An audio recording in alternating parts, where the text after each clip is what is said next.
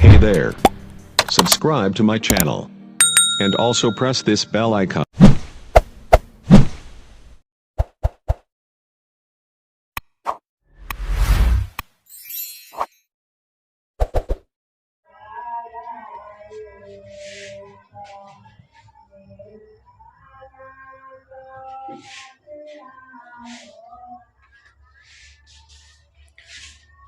Good morning everyone.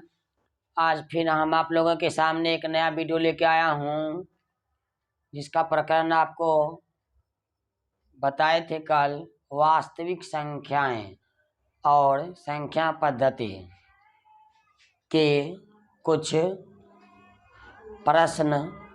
कहने का मतलब कुछ समझाने के लिए हम कुछ चीज़ लेकर आए हैं जो आपके सामने है। वो है आपके सामने। सबसे पहले हम आज का विचार पढ़ते हैं, उसके बाद हम इसके बारे में विस्तार से अध्ययन करेंगे। आज का विचार है आपका, तूफान ज़्यादा हो तो कश्तियाँ भी डूब जाती है। तूफान ज़्यादा हो तो कश्तियाँ भी डूब जाती है। अहम ज़्यादा हो तो हस्तियाँ भी डूब जाती है। इसका मतलब ये है कि तूफान अगर ज़्यादा हो ना तो कश्तियाँ भी डूब जाती हैं। अहम अगर अहंकार घमंड ज़्यादा हो तो हस्तियाँ भी डूब जाती हैं। तो हमें अपने किसी हुनर पर गर्व नहीं करना चाहिए, घमंड नहीं करना चाहिए।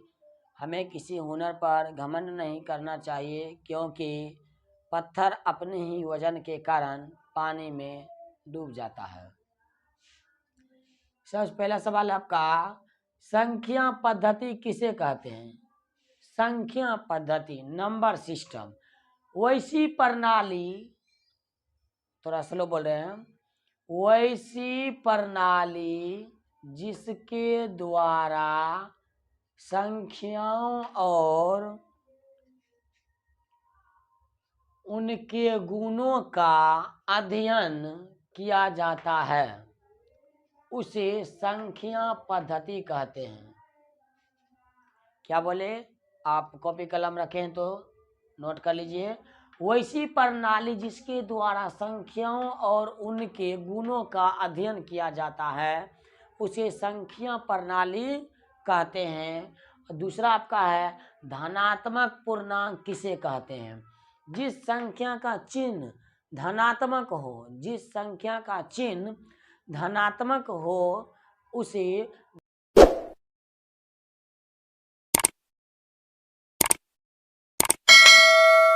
धनात्मक पूर्णांक कहते हैं। जिस संख्या का चिन्ह धनात्मक हो उसे धनात्मक पूर्णांक कहते हैं। जैसे 1 2 3, इसके पीछे प्लस छुपा हुआ जोड़। और जिस संख्या का चिन्ह ऋणात्मक हो उसे क्या कहेंगे? ऋणात्मक पूर्णांक। ऋणात्मक पूर्णांक किसे कहते हैं? जिस संख्या का चिन्ह क्या हो? ऋण, यानी क्या? ऋणात्मक हो उसे ऋणात्मक पूर्णांक, जिसका धन हो उसे धनात्मक पूर्णांक कहते हैं।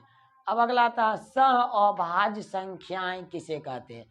दो संख्याएं a तथा b सहअभाज्य संख्याएं तभी कहलाती है जब दोनों का मोसो एक हो। जब दोनों का मोसो एक हो, यानी HCF जब उसका एक हो, तब वे सहअभाज्य संख्या कहलाती है। जैसे 2,3, अब इसमें 2 और 2 को 3 से भाग करेंगे, यानी HCF करेंगे तो इसका मौसम 1 आएगा। और 3 को 4 से करेंगे तो इसका मौसम 1 आएगा। तो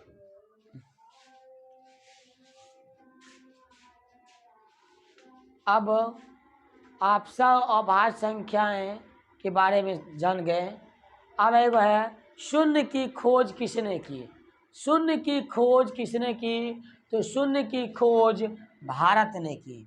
शून्य की खोज किसने की? तो शून्य की खोज भारत में हुई, लेकिन किसने की? आर्यभट्ट ने। शून्य की खोज किसने की? क्वेश्चन है आपका। शून्य की खोज आर्यभट्ट ने की। किसने की? आर्यभट्ट। अब कुछ आइए, परिमेय संख्याओं के गुण। इसको जब आप समझ जाइएगा तो परिमेय और अपरिमेय छांटने में आपको थोड़ी सी भी कठिनाई नहीं होगी, इसको हम विस्तार पूर्वक समझा रहे हैं। आइए देखते हैं। दो परिमेय संख्याओं का जोड़, घटा, गुना, भाग, यानी दो परिमेय संख्याओं का योग, घटाव, गुणनफल तथा भागफल एक परिमेय संख्या होती है। जैसे एक जोड़ लिए, एक घटा लिए, एक गुना लिए, एक भाग लिए। इसको आपके सामने इसको बनाएंगे तो क्या होगा? 8/1 प्लस 4/5 बराबर क्या हो जाएगा आपका? 5, 1 5 5, 5 8 40 जोड़ 5 एकम 5, 44/5। ये क्या हुआ जी? ये P/Q के रूप में आ गया। तो ये क्या हुआ? ये परिमेय संख्या हो गया। अब देखिए, इसको भी देखिए आप। 3 घटा 3/5, इसको बढ़ाए बटे में 1, 905, 1 को 5 बार, 5 तिया 15, घाटा 5 एकम 5, 3।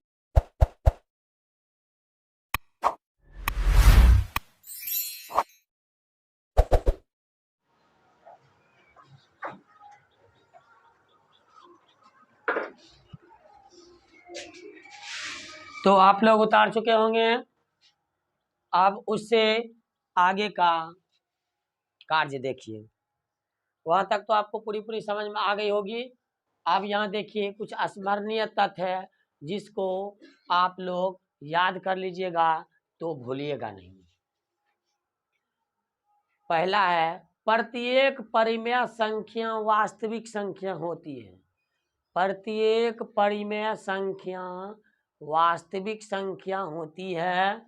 दूसरा है, प्रत्येक अपरिमेय संख्या भी वास्तविक संख्या होती है। अपरिमेय संख्या भी वास्तविक संख्या होती है, लेकिन प्रत्येक वास्तविक संख्या अपरिमेय संख्या नहीं होती है। तीसरा है आपका, प्रत्येक प्राकृतिक संख्या पूर्ण संख्या होती है। प्रत्येक प्राकृतिक संख्या पूर्ण संख्या होती है, लेकिन प्रत्येक पूर्ण संख्या प्राकृतिक संख्या नहीं होती है। ठीक। अब चौथा है आपका, प्रत्येक पूर्णांक संख्या परिमेय संख्या होती है। प्रत्येक पूर्णांक संख्या परिमेय संख्या होती है, लेकिन प्रत्येक परिमेय संख्या पूर्ण संख्या नहीं होती है। कौन संख्या? पूर्ण संख्या नहीं होती है। अब यहाँ पर कुछ हम नोट दिए हैं जिसको देख के आप अंदाजा लगा सकते हैं कि कौन परिमेय है और कौन अपरिमेय है। यहाँ पर हम लिख के आपको समझा देते हैं। 0 1 2 3 4 5 6 7 8 9 10। कहने का मतलब ऐसे नहीं है, हम बोल दिए 0 1 2 3 4 5 6 7, 5 10 100 1000 10,000 50,000 1 लाख 10 लाख 20 लाख 50 लाख करोड़ इत्यादि संख्या जिसको हम बटे में 1 लिख सकते हैं, वह संख्या परिमेय संख्या होती है। तो इसके आगे में हम लिख देंगे परिमेय संख्या। ये आपको पूरा समझ में आया होगा। अब दूसरा, जो बट्टे में हो, जो इसके नीचे तो 1 लिख सकते हैं। अब जो P/Q के रूप में हो, परिमेय संख्या की परिभाषा है, वैसी संख्या जो P/Q के रूप में हो उसे परिमेय संख्या कहते हैं। जैसे P और Q क्या है? यहाँ देखिए 1/4, 2/4, 3/4, 30/60, 40/40 काटेंगे तो 1 आएगा, लेकिन 1 क्या हो जाएगा? यहाँ देखिए 1 हो गया परिमेय संख्या। 0 एक परिमेय संख्या। क्यों? क्योंकि 0/1 लिख सकते हैं, इसीलिए P/Q के रूप में उसको व्यक्त किया जा सकता है, इसीलिए वह परिमेय संख्या हुआ। तो 0 भी परिमेय संख्या हो गया। 22/7 ये भी परिमेय संख्या हुआ है। अब आइए तीसरा स्टेप पर। 0.1, 0.001, 0.806, 5.1, ये क्या संख्या है जी? कौन सी संख्या है? ये भी परिमेय संख्या है। क्यों है? तो 0.1 है और इसका जब देखिए दशमलव उड़ा दीजिएगा तो ये 1/10 आएगा, जो कि p/q के रूप में है। इसीलिए ये कौन सी संख्या हो गई? ये हो गई आपकी परिमेय संख्या। ये भी तो हो गया आपका परिमेय, ये भी हो गया परिमेय।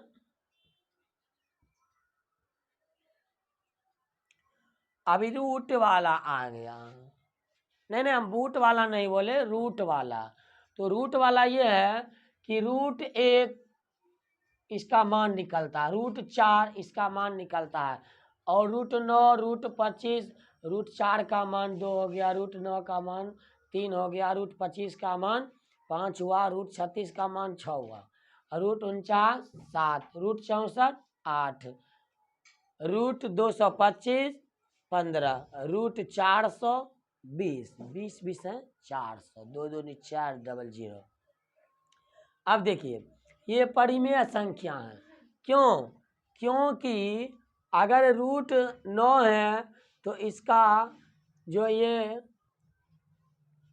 3 का स्क्वायर है, और 3 का स्क्वायर है 9, तो 9 जो है आपका रूट के अंदर है। अगर इसको हम रूट से बाहर करेंगे, यानी क्या 9 है, अगर इसको रूट से बाहर करेंगे, ये किसका स्क्वायर है? 3 का। आपको पहले बता चुके हैं कि रूट किसी भी संख्या पर आता है, रूट जैसे, तो रूट का मान होता है 1/2। रूट का मान कितना होता है? जैसे ये रूट है, रूट बराबर क्या हो जाएगा? 1/2। तो इस अनुसार से देखिए पूर्ण वर्ग यानी क्या पूरा निकल जाता है। जैसे 25 है तो 25 का 5 होगा, 5 25 इसका स्क्वायर हो गया, और 36 है 6 6 36 है, और ये 36 बराबर क्या लिखे हैं? 6। इसी प्रकार से जिसका पूर्ण वर्ग है, पूर्ण वर्ग जो है वो परिमेय संख्या होती है। ठीक है, अब आइए देखिए ये अपूर्ण वर्ग है, इसका वर्गमूल निकलेगा? नहीं निकलता, दशमलव आएगा, कटबो नहीं करेगा। ये जो है ये अपरिमेय संख्या है। √2, √3, रूट ये क्या है? ये 5 है। आप लोगों को कोई भी चीज की परेशानी होने नहीं देंगे। √7, √11, √219, √115, ये कौन सी संख्या है? परिमेय, अपरिमेय।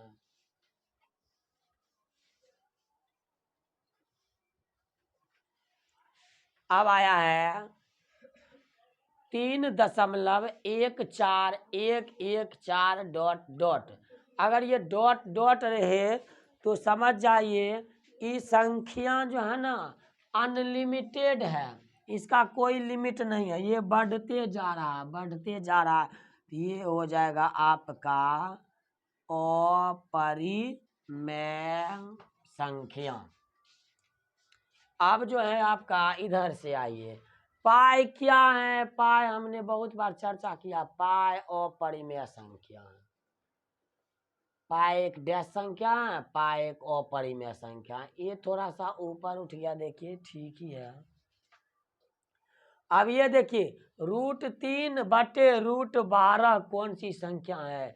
सभी लोग कहेंगे क्या सर, दिखने में तो ये अपरिमेय संख्या है, लेकिन सर दिखने में तो है, लेकिन ये है नहीं। जो दिखता है वो होता नहीं है, जो होता है वो दिखता नहीं है। अब इसको जो दिखता है ये नहीं है, वो मैं दिखाता हूँ आपको कैसे। √3 है, बटे में √12 है, यहाँ 12 का खंड कीजिए, 2 6 के 12, 2 3 6, कितना जोड़ा हुआ? 2 अंक का, 2 और 2, तो जो जोड़ा होता है उसको क्या करते हैं? बाहर करते हैं, 2 और √3, और जो नहीं मिलता है उसको अंदर करते हैं। अब देखिए जो दिखता है वो है नहीं, इसको हम काट सकते हैं। तो ये क्या बच गया, 2 बच गया। और 2 कौन सी संख्या है, 2 एक परिमेय संख्या है। 2 एक, थोड़ी सी मुस्कुराहट आ गई है, 2 एक परिमेय संख्या है। इसीलिए Hey there. Subscribe to my channel. And also press this bell icon. ये जो है आपका परिमेय संख्या हुआ। क्या हुआ, और इसमें देखिएगा बहुत बच्चे कंफ्यूज हो जाते हैं, सर √3 और √12 भी तो ये परिमेय संख्या नहीं, अपरिमेय संख्या, क्योंकि आप बताए कि इसका वर्गमूल नहीं निकलेगा तो अपरिमेय है, और इसका भी वर्गमूल नहीं निकला तो अपरिमेय है। तो देख लीजिए किस प्रकार से हमने आपको लिख के दिया है, जिससे कि आपको कंफ्यूजन ना हो। अब ये देखिए ये कौन सी संख्या है, ये परिमेय संख्या है। क्यों है परिमेय संख्या, क्योंकि ये जो है ना रेकरिंग है, रेकरिंग, इसको मॉड बोलते हैं, और ये एक निश्चित समय पर रुक जाता है, यानी कट जाता है रुक के। इसीलिए जब कट जाता है रुक के तो परिमेय संख्या होता है झुक के। अब आगे बताते हैं, ये जो है आपका, ये तो रुकने का नाम ही नहीं ले रहा, ये चलते जा रहा है। तो इससे साफ स्पष्ट होता है कि जो चलते जा रहा है, रुकने का नाम ही नहीं ले रहा है, ये अपरिमेय संख्या है। ये कौन सी संख्या है, अपरिमेय संख्या है। अब इसको देखिए बढ़िया से, और फिर हम आपको क्विज वाला क्वेश्चन बताते हैं। इसको तनी देखिए, कॉपी रखिए साथ में और पॉइंट को नोट कीजिए।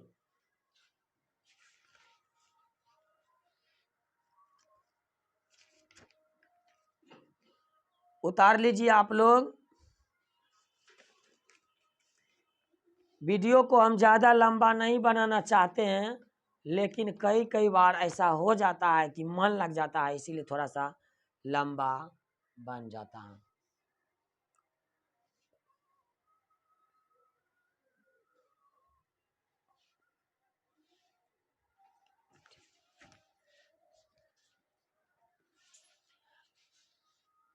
उतार लिए होंगे जी। अब ये 10 क्विज का प्रश्न है, ये बहुत ही शानदार प्रश्न है। आपको प्रैक्टिस का अध्ययन ज्ञात करने के लिए ये देते हैं, ताकि आप जो वीडियो देखें उससे कुछ सीखे या नहीं सीखे। 10 परिमेय संख्याएं बोलिए, बोलिए के बदले आप लिखिए। कॉपी रखे हैं आप बगल में, आप लिखिए 10 परिमेय संख्या लिखिएगा। क्या होगा 10 परिमेय संख्या, ये देखिए ये 10 ये है, मैं से उठा के डाल देंगे, कुछ लिख सकते हैं। 1 2 3 4 5 6 100 200 500 1000 2000 3000 10/20 50/100। यानी कि देख लीजिए ये चार्ट है, इस चार्ट में से कुछ सामान निकाल के यहाँ रख दीजिए। यानी कहने का मतलब क्या, जरूरी नहीं किसी को रटना, इससे आधारित। अगर यहाँ 7 है, क्या आप 9 नहीं लिख सकते हैं, 9 भी तो परिमेय संख्या है। 10 परिमेय संख्या यहाँ लिखिएगा। ये रहा मेरा HW आपके लिए। आप अगर एक्सपर्ट बन जाइएगा तो, नहीं बनिएगा तो आपसे ये नहीं बनेगा। 10 अपरिमेय संख्याएं बोलिए, ये परिमेय था और ये अपरिमेय। अपरिमेय